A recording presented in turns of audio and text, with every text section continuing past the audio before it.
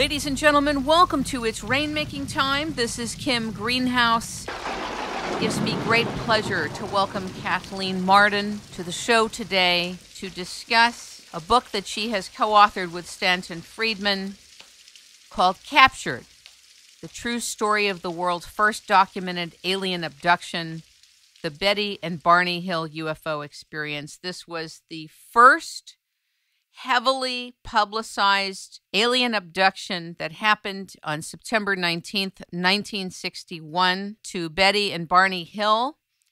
Betty's niece, Kathleen Marden, is here today to talk to us about the book, the experience of Betty and Barney Hill, her background as a UFO and abduction researcher. She's also an author and a lecturer and a senior fellow of the Institute of Frontier Science, and a MUFON Director of Field Investigator Training, Emeritus.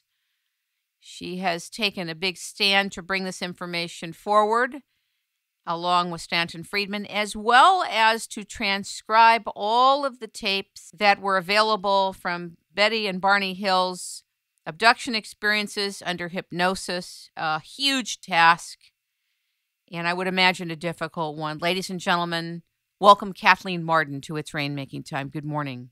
Good morning. Wow. Where to begin in all of this? Huge, huge, huge body of work. And I know that Captured, the Betty and Barney Hill UFO experience, you have tapped the surface of what you're sitting on, really. I have. I had a word limit, and therefore I could include only so much information in the book. I had actually gone about 30 to 35,000 words above my publisher's limit before I received it, so I had to condense some of that information and actually eliminate some of it. And so now I'm speaking about that at lectures and on radio programs and writing magazine articles about that. First, I want to talk about your family experience being Betty's niece and your mother being her sister, about what your impressions were as a child growing up relative to Betty's experience or the way she articulated her experience and her husband's experience. Well, I have to say, first of all, that I was 13 years old when this happened. So I was a teenager on September 19th, 1961. My Aunt Betty and my Uncle Barney had no previous interest, no prior interest in UFOs. It was not something that my family ever discussed. However, we did have an interest in the Soviet space program and the American space program and the space race. So when Betty and Barney returned home from their vacation to Niagara Falls and Montreal on September 20th, 1961, and Betty called my mother to report that they had had a close encounter with a large, hovering, silent craft the night before. I was very surprised. I had never heard about such a thing. In fact, I didn't know that there was life on other planets. I thought that Earth was the only inhabited planet. That's what I had learned in school. So it was really quite big news to me, but very, very interesting. And it sort of came out a little bit at a time with Betty and Barney. Within a couple of days of that phone call that Betty made to my mother, my family, my parents and my two brothers and I traveled the 20 miles from my home in Kingston, New Hampshire, to Betty's and Barney's home in Portsmouth on New Hampshire's seacoast.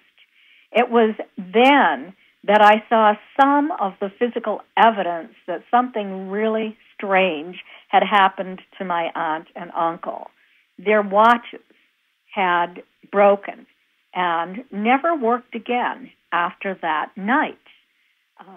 Somehow it might have been related to the close encounter they had with this craft. The tops of my uncle's best dress shoes were scraped. There was no rational explanation for how this could have happened.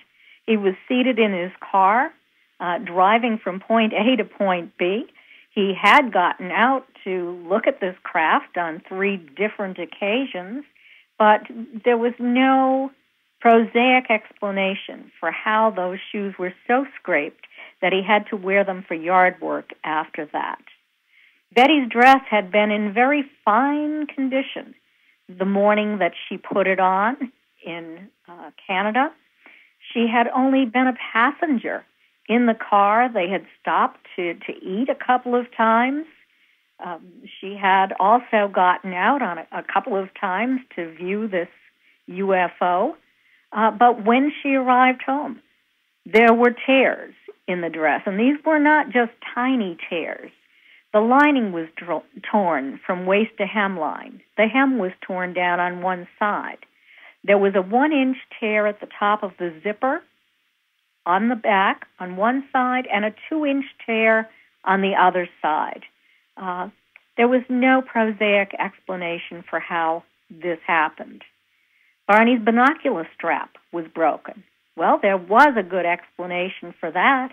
He was very frightened when he was standing in that field looking up at this hovering craft that contained individuals that he described as strangely or non-human, or somehow non-human were his exact words. And they were dressed in black, shiny outfits. Those he remembered consciously. So he was frightened. He pulled the binoculars away from his eyes, and that's probably how the strap was broken and when it was broken. There were also shiny spots on the trunk of their 1957 Chevy. Now, the strange thing about these spots is that they hadn't been there the day before. They hadn't been there in the morning when they put their luggage into the trunk of the car after they stayed at a motel. But they were there when they arrived home. And those spots were all about the same size. They were about the size of a $50 or a silver dollar. There were several of them. They were concentric circles. And when a compass was placed over those spots, it would cause the needle to spin and spin. But when the compass was moved away, they would drop down. It would drop down. So I saw those spots. I saw that evidence. And I heard Betty's and Barney's story about what they recalled from that night, about getting out of the car, about looking through binoculars at this strange craft that appeared to be disc-shaped. At its closest approach, at first they thought it was cigar-shaped until they got a far better look at it. It appeared to have lighted windows on one side. It appeared to be rotating.